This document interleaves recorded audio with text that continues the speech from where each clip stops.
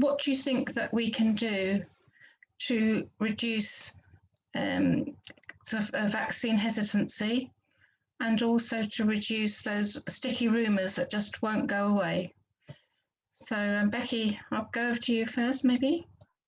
Oh wow, Sal, sticky rumours, you know about those. I think we've all seen over the past 12 months that the importance of clarity of message.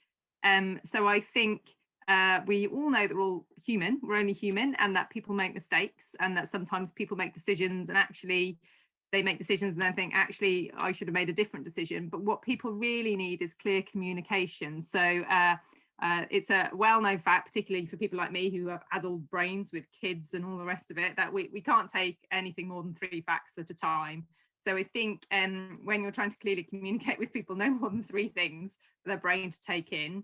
And I know that we've got several of our lovely counsellors here, and GPs and nurses and people that are listened to in the community. And it is another true fact that people actually do listen to people who, you know, have a voice for the community or within the community. So I think the more people that can say the same thing, you kind of magnify that simplicity of message. And you know, that's sort of, we've all seen the Twitter effect, right? So, you know, you get a sort of falsehood and you amplify it a few million times and it becomes the truth.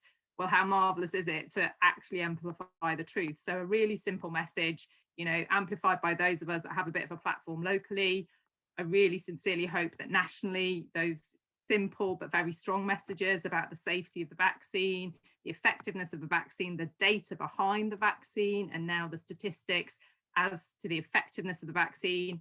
We just need to keep those messages simple and strong, and, you know, give people clarity and hope, so that they can, you know, be confident that they're lifting restrictions cautiously and that having the vaccine is a good thing. So for me, it's simplicity of message and straightforward messaging by everybody, really, whether you're on Twitter and messaging or whether you're sort of speaking to more people.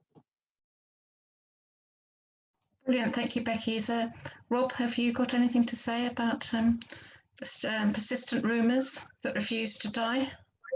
Well, it's just education on an opportunistic way. So when a patient comes in and they say they don't want the vaccine, you explore that with them. They may have a very good reason why they don't want it, and then you can give them some facts, and then they can decide whether they want it or not.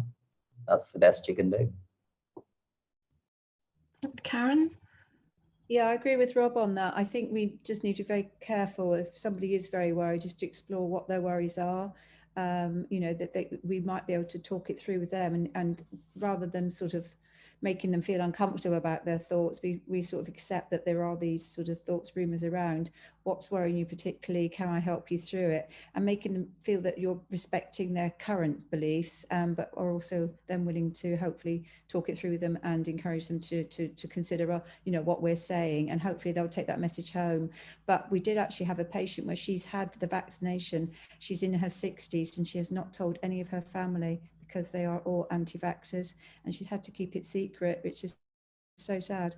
But so it's not just the young people, some people, but I do think we just keep talking to them and keep listening to them and trying to understand where they're coming from, and probably, as you say, give the facts. Maybe we'll make it, you know, make an impact, but maybe one by one rather than trying to do it necessarily through social media sometimes. Absolutely, thank you. So, Hannah, did you want to ask a question? Trying to use this computer. Hiya. What I was just going to say, you know, like how it's in BAME community, there is a lot of rumors going, and people are really, some of them are really afraid of getting this vaccine because they've been told that there's some kind of animal testing in that, and because of the religious beliefs, people are really scared of. I haven't heard much in Worthing, but there are a lot of rumors are going around, sort of like in London and elsewhere where there's a big populations. So is there like any information where, for example, if I get anyone from here who's worried, what sort of message or what can I say? I'd say somebody they trust. So they're going to need to have somebody they trust. So as Becky suggested, it's probably aiming at the leadership and seeing what their views are and seeing, are they happy to promote the vaccine as a safe thing. The way they've sort of been doing, according to Channel 4 News in Birmingham, where there was initially a lot of reluctance, and I don't know how well that's working, but it looked like it was having some positive effects. So it's just going to be education, but there's no doubt them, you know, somebody turning up and saying you must have this. It needs to be somebody they respect and who they're going to listen to.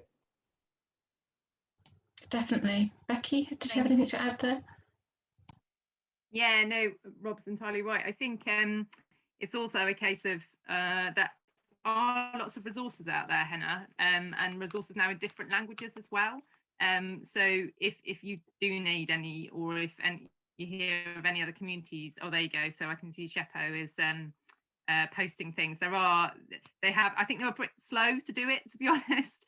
I remember there were some issues around translating some materials, but I think they are there now. So so if you do hear any, we can try and signpost and look them up and stuff. So there is a lot more out there. But Rob is completely right. And yeah, sometimes if those rumours become very sort of real to people and their truth, then sort of trying to speak to people about that needs somebody that they trust, for sure.